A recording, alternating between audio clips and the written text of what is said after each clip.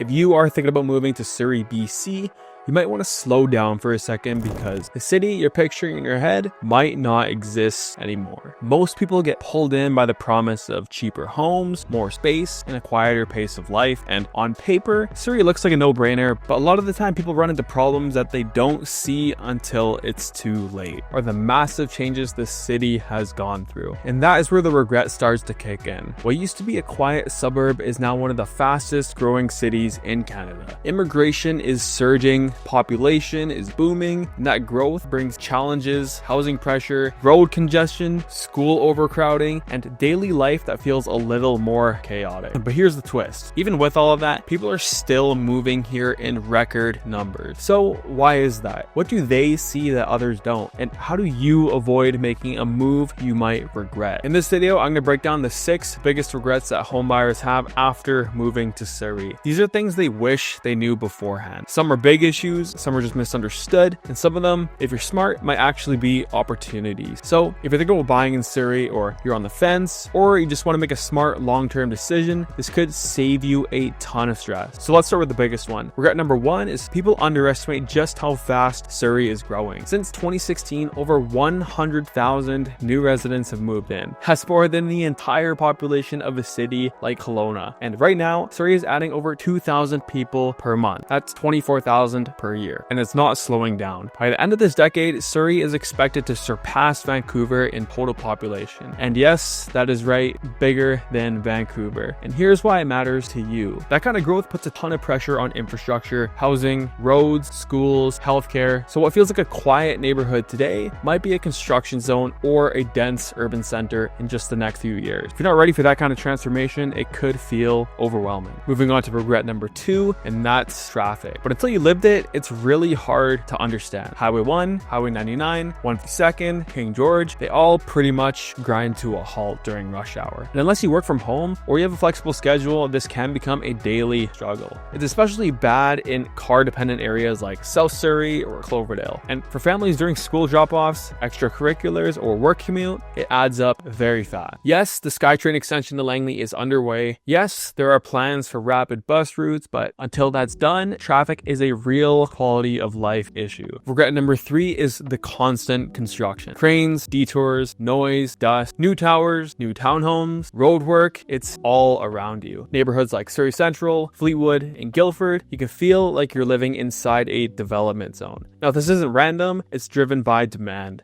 People want to live in Surrey, and where demand surges, developers follow. The good news is generally if you buy in a redeveloping area, you could have some serious long-term gain. But the bad news, it might not feel like home for at least a few years. Regret number 4 is the city feels disconnected. Surrey is huge, over 300 square kilometers, and each pocket, South Surrey, Cloverdale, Newton, Guildford, Surrey Central, they all feel like completely different cities. Some buyers picture a downtown core like Vancouver, but it doesn't really exist here. Instead, it's a patchwork of sub-areas. Now, for some, that's amazing. You want a beach town vibe, you can go to South Surrey. If you want a quiet family, suburban feel, you can go to Cloverdale. If you want urban energy, you can go to Surrey Central. But for others, that lack of central identity can feel a little bit disjointed. So if you're someone that values a single city feel, walkability, a main core, Surrey just might not be the right fit for you. Regret number 5 is the crime, or at least the fear of it. Now, let's be clear, Surrey has made some massive strides in safety, but the perception still lingers, especially around Newton, Surrey Central, and deep pockets of Wally. Yes, there are still incidents of gang violence, property crime, and visible drug use, but it's extremely localized. Just 5 minutes away from a trouble spot, you'll find neighborhoods that are peaceful, safe, and full of families. Areas like Fleetwood, areas like South Surrey, areas like Panorama Ridge consistently rank among the safest areas in Metro Vancouver. So the key is not to generalize. Be specific. Know the streets and know the blocks. Regret number 6 are schools. This one hits home for people in areas like Clayton Heights. The growth has outpaced school construction. That means crowded classrooms, lots of portables, and in some cases, wait lists. But, and this is important, Surrey has some of the most committed teachers and engaged communities in the province. There are some great private options, French immersion, and alternative learning programs. And yes, new schools are being built, but are often a few years behind. And this is the bonus regret: homelessness and visible poverty. Like many cities in BC, Surrey is grappling with a housing and a mental health crisis. Encampments near King George or Surrey Central can catch buyers off guard. But again, it's not the whole city. South Surrey and East Surrey see very little of it. And there's a strong push for supportive housing and city initiatives aimed at addressing this challenge head on. So with all of these realities, why are people still moving here in record numbers? Because despite the growing pains, Surrey is full of opportunity. Prices are lower than Vancouver, the homes are larger, the neighborhoods are family oriented, and if you buy smart in the right area with the right plan, you can build long-term wealth. So the question is, are you buying smart? If you want a free copy of my Surrey buyer checklist with the exact mistakes to avoid and the questions you should ask before you buy, just text me at 604-288-7592 or visit my website rileyco.ca. And in the next video, I'll break down the exact type of homes you should avoid, because even in the right neighborhood, the wrong floor plan, strata type, or building history could cost you tens of thousands. So subscribe, text me, and I'll see you in the next one.